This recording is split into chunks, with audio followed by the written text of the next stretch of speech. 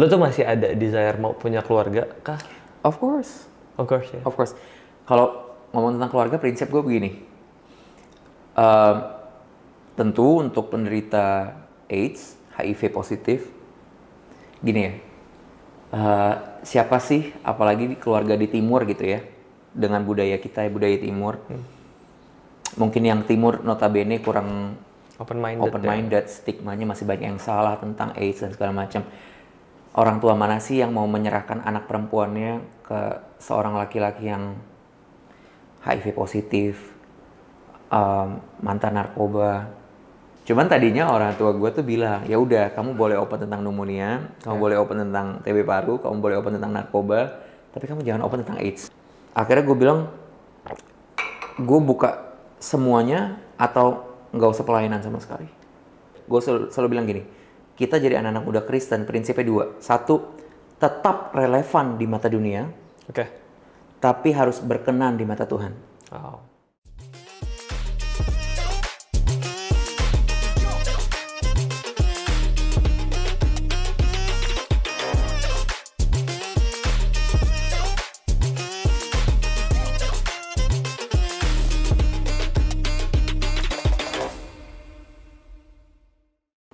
Lo tuh masih ada desire mau punya keluarga kah? Of course. Of course ya. Of course. Kalau ngomong tentang keluarga, prinsip gue begini. Tentu untuk penderita AIDS, HIV positif, gini ya. Siapa sih, apalagi di keluarga di timur gitu ya, dengan budaya kita, budaya timur. Mungkin yang timur notabene kurang open-minded, stigmanya masih banyak yang salah tentang AIDS dan segala macam. Orang tua mana sih yang mau menyerahkan anak perempuannya ke seorang laki-laki yang HIV positif, mantan narkoba, full time pendeta gitu kan ibaratnya. Udah full time pekerjaannya pendeta, terus habis itu nggak ada jaminan ibaratnya gitu kan. Ya tentu ada jaminan dalam Tuhan, cuman kalau kan kita bukan sistem kayak orang kerja di kantor gitu kan.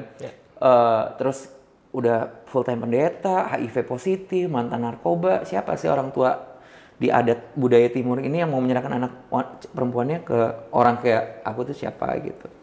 Iya kalau ditanya mau ya pasti mau lah gitu. Apalagi gue ini anak cowok satu-satunya di keluarga. Gue bertiga bersaudara. Yang belum married gue doang. Dan umur 38. Mungkin untuk budaya timur udah cukup kelewat gitu ya harusnya ya. Cuman ya udah, cuman gue belajar gini, kalau ditanya tentang merit apa enggak, prinsip gue kayak Paulus. Sekarang gue nanya, Paulus merit gak? Enggak. Dia sakit gak? Sakit. Bahkan dari waktu dalam daging itu ya? Dari dalam daging. Waktu dia melayani Tuhan, menggebu-gebu hidupnya bukan dari kafe ke kafe, bukan dari mall ke mall, tapi dari penjara ke penjara ke penjara ke penjara, ke gunung tempat persembunyian, ke gunung ke tempat persembunyian. Akhirnya waktu dia doa sama Tuhan cuma satu yang diminta. Dia bilang, Tuhan kalau boleh duri dalam daging ini dicabut daripadaku. Tuhan bilang apa? Enggak. Tuhan malah bilang, emang kasih karuniaku nggak cukup? Paulus kecewa nggak? Enggak. Bahkan Paulus lebih menggebu lagi melayani Tuhan, bahkan Paulus menulis sepertiga lebih dari perjanjian baru. Kalau nggak ada Paulus, perjanjian baru kita tipis banget. Gitu loh. Dan Paulus sampai akhir hidupnya dia nggak married. Dia selibat. Gitu. Tapi apakah dia marah sama Tuhan karena dia nggak married?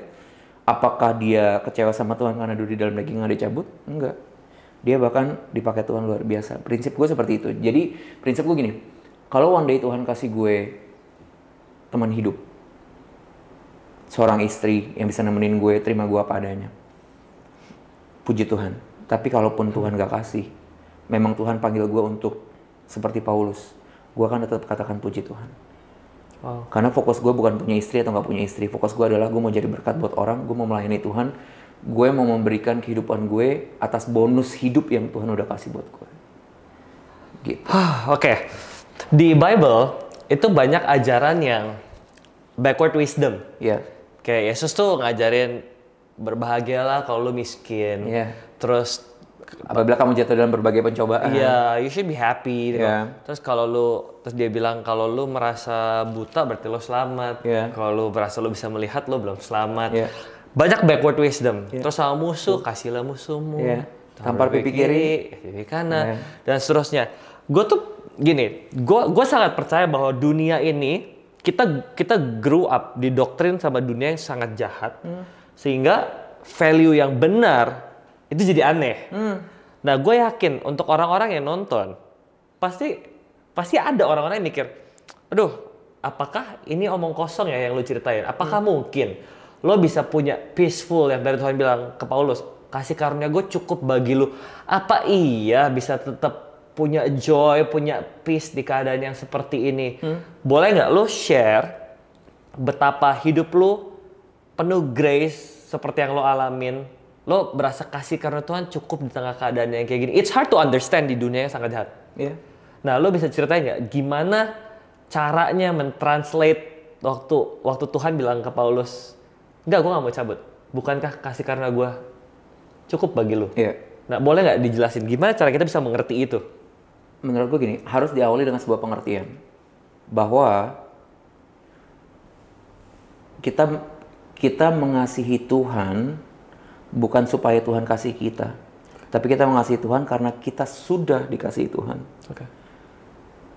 Makanya Tuhan bilang kasih karuniaku nggak cukup. Dalam artian gini, Tuhan itu udah mati loh buat kita. Terus apakah kita perlu masih menerima kesembuhan dulu, kekayaan dulu, dibukakan jalan yang buntu dulu, miskin jadi kaya dulu? Apa harus ada pemulihan-pemulihan tertentu dulu sampai baru kita akhirnya bisa mengasihi Tuhan? Ya. Justru kita harusnya mengasihi Tuhan karena kita sadar bahwa kita sudah lebih dulu dikasihi. Dengan apa? Ya dia udah mati buat kita loh. Nah, dengan itu awalnya harus dimulai dengan pengertian seperti itu dulu. Kita harus mengerti bahwa kita harusnya mengasihi Tuhan karena kita sudah terlebih dulu dikasihi, bukan kita mengasihi karena ada embel-embel kaya dan sembuh dulu gitu. Tapi kita mengasihi Tuhan karena kita sudah dikasihi. Dan kalau kita mengasihi Tuhan, otomatis ya. Makanya buat aku, mohon maaf nih, bohong, munafik.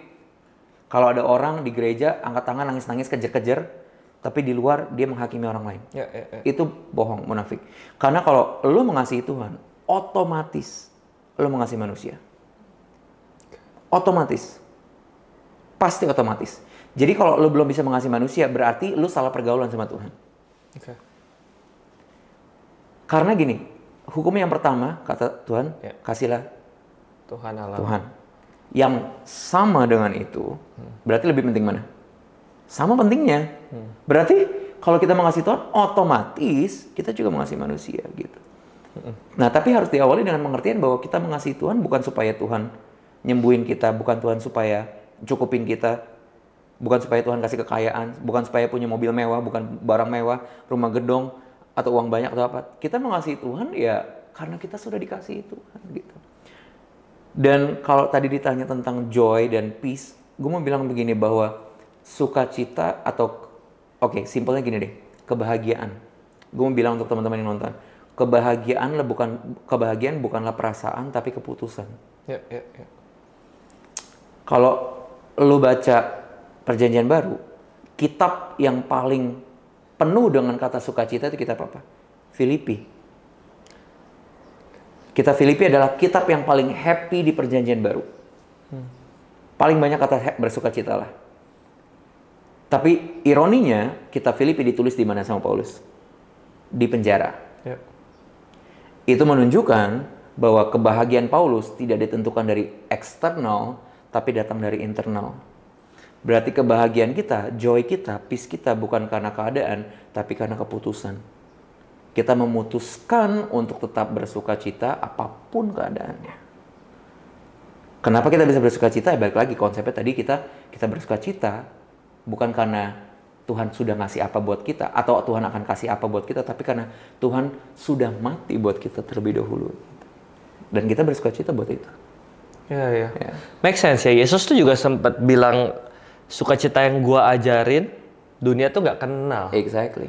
Dan itu ini sukacita yang nggak bisa dipengaruhin sama Keadaan. external factor ya, keadaan. Exactly. Ya, teman-teman kebayang nggak sih betapa privilege kalau misalnya lu punya joy yang even death nggak bisa curi. Right. itu satu hal yang sangat berharga gitu ya, yang Paulus alamin, yang of course lu juga alamin. Ya kebayang punya joy yang kayak gitu ya, yang lu nggak bisa dibuat sedih murung sama dunia, lu tetap punya joy gitu. Wow. Makanya di Alkitab kan tulis hidup adalah untuk Kristus. Ya si Paulus bilang gitu. Mati adalah keuntungan. Exactly. Makanya selalu gue ngomong ke jemaat, hidup adalah untuk Kristus, mati adalah keuntungan. Gue tanya, mau untung nggak? Berarti mati dong, bener nggak? Iya kan? Kalau hidup adalah untuk mati adalah keuntungan, emang untung nggak gitu? Berarti kan mati adalah keuntungan. Jadi mati pun tidak menghilangkan sukacita kita. Kenapa kita tetap bersukacita kalau ada menghadapi kematian? Karena Alkitab bilang itu keuntungan, gitu, iya kan? Iya. Benar. Gila, kehidupan yang sangat hopeful, yang sangat nggak terbeban karena nggak perlu approval lagi dari dunia. Anyway, kemarin gue tuh ada ini tau, gue lagi main badminton. Tiba-tiba ada revelation. Ya silakan diminum. Jadi di komplek gue tuh komunitas badmintonnya lumayan kuat. Terus gue lihat ada satu kokoh-kokoh yang biasa main, dia kurusan. Terus gue kayak langsung kasih komplimen, "Hey, you look great bro," kayak keren loh. Terus gue duduk. Terus itu gue mikir, ini orang nggak baik loh sama gue. Ini orang yang datang ke gue cuma kalau mau nawarin bisnis, kalau cuma mau minta bantuan gue arrange kita mau badminton, dia invest nothing ke gue. Tapi waktu gue komplimen dia, I did something good ke dia, itu sangat tiba-tiba kok bisa semudah itu ya. Di situ gue tiba-tiba Tuhan tuh ajarin, waktu lu nggak cari approval dunia, it's easy to love. Iya kan? Karena lu nggak butuh dia untuk lu bisa love others, dan itu yang Yesus juga tawarin. Dan I think itu juga yang lu berusaha bagiin ya ke orang-orang, apalagi yang punya cerita sama kayak lu. Kok boleh nggak ceritain tentang background keluarga?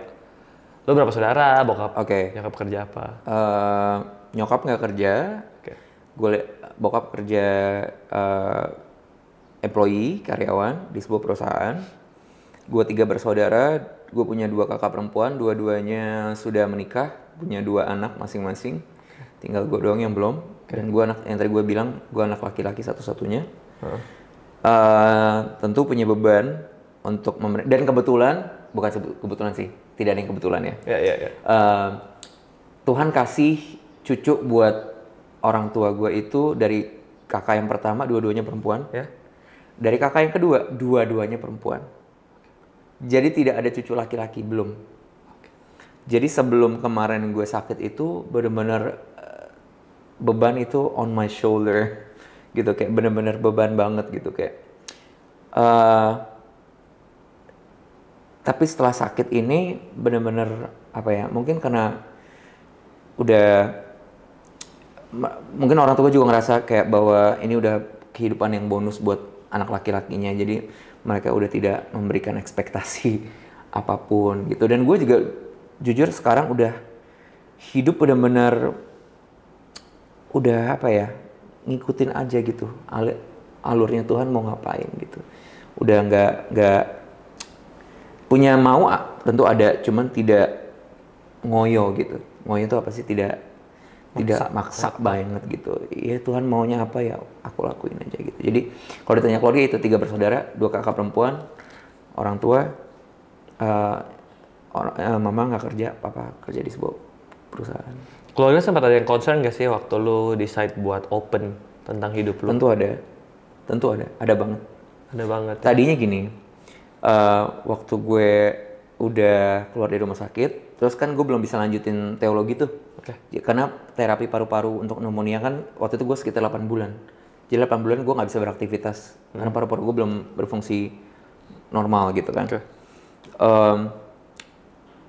Dan setelah udah sembuh pneumonianya, terus habis itu udah mulai lanjutin teologi, terus habis itu udah mulai pelayanan akhirnya di sebuah sinode gitu ya. Gue minta izin dulu nih ke orang tua gitu, mau open tentang apa yang gue alamin, karena semakin banyak aspek kehidupan yang gue open, semakin banyak orang yang merasa relate dengan kehidupan gue, semakin banyak orang yang bisa gue berkati dong, gitu kan. Cuman tadinya orang tua gue tuh bilang, ya udah kamu boleh open tentang pneumonia, kamu boleh open tentang TB paru, kamu boleh open tentang narkoba, tapi kamu jangan open tentang AIDS. Oke. Karena ya orang tua mana sih? Dan gue nggak nyalain mereka kok, gue nggak nyalain mereka. Orang tua mana yang nggak malu anaknya HIV positif, gitu.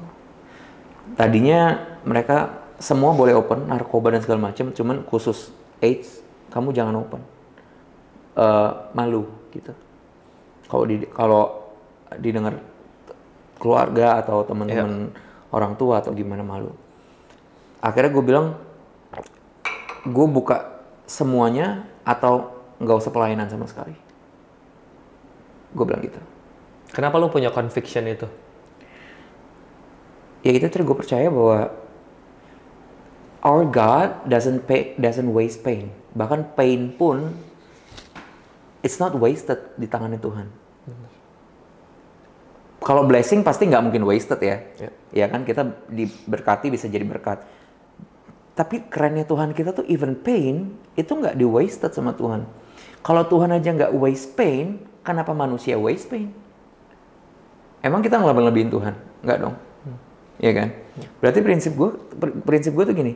Kalau Tuhan aja nggak waste pain, ya udah kita harusnya gunain setiap pain moments dalam kehidupan kita untuk berguna juga buat orang lain gitu. Makanya gue berprinsip, gue bilang akhirnya, gue nggak pelayanan sama sekali, atau gue buka semuanya. Akhirnya setelah berdiskusi, ya puji Tuhan, gue punya orang tua sekeren mereka juga, sehebat mereka juga. Akhirnya mereka bilang, ya udah, buka aja. So what? Kalau ada yang ngomongin kita, ada yang ngomongin keluarga kita, ada yang ngomongin how bad of parents we are, itu tinggal bilang, so what? Buktinya anak gue bisa jadi berkat buat orang lain. Anak lu belum tentu bisa jadi berkat gitu, ibaratnya gitu kan. Jadi mereka bilang, ya udah, so what? Ngomong, udah cerita ke semua orang. Gitu. Akhirnya dari situ gue open. I'm open 100%, 100%. Gue setuju sih, karena yang lo tawarkan dari hidup lo, itu tuh mahal bro. Mahal banget. Orang punya duit banyak nggak bisa do what you do.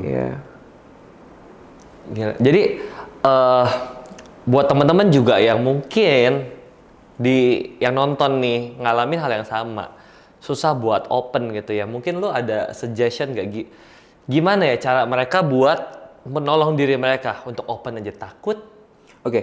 Gini, gue percaya gini, bahwa keterbukaan adalah awal pemulihan. Itu bukan gue yang ngomong ya, itu Alkitab yang ngomong. Jadi kalau nggak setuju jangan salahin gue, salahin Alkitab. Tapi gini, tolong punya hikmat kepada siapa Anda terbuka. That's right. Kalau Roh Kudus udah ngomong ke lu bahwa lu harus terbuka, sama seperti gue nih. Gue masuk TV nasional gitu misalnya ya. Masuk TV nasional dan terbuka ke seluruh rakyat Indonesia bahwa gue nih orang dengan HIV AIDS. Kalau Roh Kudus yang taruh itu di hati lu, lakukan. Tapi kalau Roh Kudus belum taruh itu, jangan lakukan. Tapi seenggaknya lu harus punya at least satu orang yang lu terbuka. Karena kita ini ditulis adalah the body of Christ, bukan individuals of Christ. Kita diciptakan untuk berkomunitas, kita diciptakan untuk punya safety net masing-masing. Jadi at least kita harus terbuka ke satu orang, tapi harus dengan hikmat. Kamu pilih kepada siapa kamu menceritakan kisah hidupmu. Kalau salah orang juga bahaya. Tapi kalau Tuhan sudah taruh untuk terbuka, ya lakukan. Gitu, terbuka untuk kesemuanya, maksudnya open seperti gue pribadi nih, ya lakukan, nurut sama Tuhan. Cuma kalau Tuhan belum taruh, jangan asal-asalan. Oh ya kita terbuka aja semuanya, jangan. Kalau Roh Kudus belum yang suruh ya, nanti malah jadi runyam juga gitu kan. Cuma at least harus punya satu orang yang kamu bisa, mungkin kakak rohani atau mentor rohani atau bapak rohani yang kamu bisa cerita gitu. Karena kalau dipendam sendiri bahaya. Ya intinya kalau teman-teman ngalamin hal serupa, get help, doain ya. At least kalau dalam kasus misalnya kalau untuk teman-teman yang sebagai penyintas, misalnya penyintas bipolar mental illness sekarang banyak banget jenisnya. Banyak banget. Ada autism, ada segala macam. At least psikolog. At least gitu. At least psikolog. Dan gue mau bilang gini. It's okay not to be okay. Kita selalu di brainwash sama gereja, sama pendeta, sama nabi palsu. Bahwa ikut Tuhan pasti kita selalu luar biasa gitu kan. Makanya orang gereja selalu ditanya, apa kabar? Luar biasa gitu kan. Biasanya gereja kayak gitu kan. Padahal emang sekarang gue tanya, emang hidup lo lagi luar biasa beneran apa enggak? Apa latah doang? Iya kan? Gue jujur dari kecil gue di brainwash sama gereja, kalau ditanya apa kabar harus jawabnya luar biasa. Sekarang gue belajar, enggak, gue lagi nggak baik-baik aja. And it's okay. And it's okay not to be okay. Ikut Tuhan nggak selalu luar biasa loh gitu. Jadi kita harus real dengan diri kita sendiri gitu. Jadi ke psikolog itu nggak apa-apa. Kalau lagi mau mengurung diri itu nggak apa-apa. Kalau lagi mau nangis itu nggak apa-apa. Kalau lagi sedih, lagi marah itu nggak apa-apa. It's okay not to be okay. Karena ikut Tuhan nggak selalu luar biasa gitu. Jadi at least kalau untuk teman-teman yang merasa sendirian, at least get help yang tadi dibilang dengan profesional, yaitu psikolog. At least itu at least. Ya dan gue yakin sih Tuhan tuh nggak kekurangan orang ya buat nolongin lu dalam keadaan seterpuruk apapun. Dan cerita lu tuh bener-bener memberkati gue karena gue tuh ada di dunia entertainment. Ya gue tuh nyanyi, gue gitu, keliling. Nah gue tuh punya beberapa teman yang ya narkoba banyak banget. Terus yang hidupnya super stressful, maunya mabuk terus gitu. Terus juga banyak lah hal, pokoknya intinya hidupnya berantakan. Gue tuh sampai bertanya-tanya sama Tuhan. Tuhan, ini kasus-kasus begini nih ya, bisakah ketolong? Tapi itu lewat cerita lu decide buat open ya. Itu sangat memberkati gue karena benar-benar membuktikan kesetiaan Tuhan sama manusia tuh real. Iya, bahkan lu ngalamin hal yang segitu parahnya, Tuhan tuh masih tolong. Bahkan lu jadi berkat buat banyak orang. It's very inspiring. Gitu. Nah, kok boleh nggak lu kasih ini dong saran buat teman-teman yang nonton ya, supaya nggak terjebak di dalam lingkaran yang lu alamin. Lu harus pegang prinsip-prinsip apa aja yang lu harus pegang teguh, jangan sampai ngalamin. Yang soal narkoba, gangguan mental, dan seterusnya. Mungkin ada beberapa ya. Yang pertama gue pengen ngomong begini, bahwa gue selalu ngomong kalau gue diundang sharing atau kesaksian atau khotbah di ibadah anak muda, gue selalu bilang gini, kita jadi anak-anak muda Kristen prinsipnya dua. Satu, tetap relevan di mata dunia, tapi harus berkenan di mata Tuhan. Jangan jadi anak muda yang kelihatannya freak gitu. Lo tau lagunya Dua Lipa nggak sih yang baru? Enggak, gue dengerin Hillsong terus bro. Freak banget. Gak tahu gitu lagu Dua Lipa, lagu ini tau nggak? Begaul, go out, enjoy your life gitu. Kita harus tetap jadi anak muda Kristen yang relevan di mata dunia. Harus tahu perkembangan zaman. Di mata dunia relevan, tapi di mata Tuhan tetap berkenan. Jadi kita bebas, tapi punya batas. Nikmati hidupmu. Kita ikut Tuhan bukan berarti kita harus kayak jadi freak yang baca Alkitab setiap hari, nggak boleh pergi, nggak boleh ngopi, nggak boleh kemana-mana gitu, nggak boleh menikmati, nggak boleh, nikmatin hidupmu. Ingat, relevan di mata dunia tapi berkenan di mata Tuhan. Itu satu untuk anak muda. Kedua, pergaulan harus pilih-pilih. Yang tadi gue bilang, lu boleh temenan sama siapa aja, lu boleh kenal siapa aja, silakan. Lu boleh ngopi sama siapa aja, pergi makan sama siapa aja. Tapi ingat, bergaul harus pilih-pilih. Karena udah jelas firman Tuhan bilang, pergaulan yang buruk merusak kebiasaan yang baik. Itu dua. Yang ketiga, kalau untuk teman-teman sekarang ini yang sudah terperosok dalam lubang yang mungkin kira-kira sama atau sama seperti gue, atau bahkan lebih parah dari gue, ingat bahwa Tuhan itu pemulung sampah. Tuhan, Alkitab bilang Tuhan datang ke dunia bukan untuk orang benar, tapi untuk orang terhilang. Kalau lu udah benar, lu langsung masuk surga aja, nggak perlu Tuhan. Tapi Tuhan datang ke dunia buat orang terhilang. Tugas Tuhan adalah pemulung sampah yang profesional. Dia mau datang ke dunia keliling dari bak sampah ke bak sampah untuk nyari orang-orang yang sampah sama seperti gue. Dan mungkin kalau ada teman-teman di luar sana yang merasa hidupnya sekarang ini tuh masa lalunya sampah, tenang aja, lu nggak terlalu sampah buat Tuhan. That's right. Tuhan keliling dari bak sampah ke bak sampah, nyari sampah-sampah yang dia biasa daur ulang, lalu dia daur ulang itu sampah menjadi produk yang kembali berguna untuk bisa produk itu berdampak kembali di masyarakat. Contohnya gue. Oh, oke. Jadi kalau ada yang merasa hidup lu udah sampah banget, kalau gue juga udah sampah, tapi gue bisa cerita dan bisa jadi inspirasi, bisa Tuhan pakai buat jadi berkat untuk yang lain, lu juga bisa. Yeah. Lu nggak terlalu sampah buat Tuhan, karena Tuhan adalah pemulung sampah yang keren banget dan profesional. Oke. Itu 3 poin yang buat teman-teman yang nonton. Wow, dicatat guys, dicatat, direnungin. Oke, terakhir kok, gue mau nanya.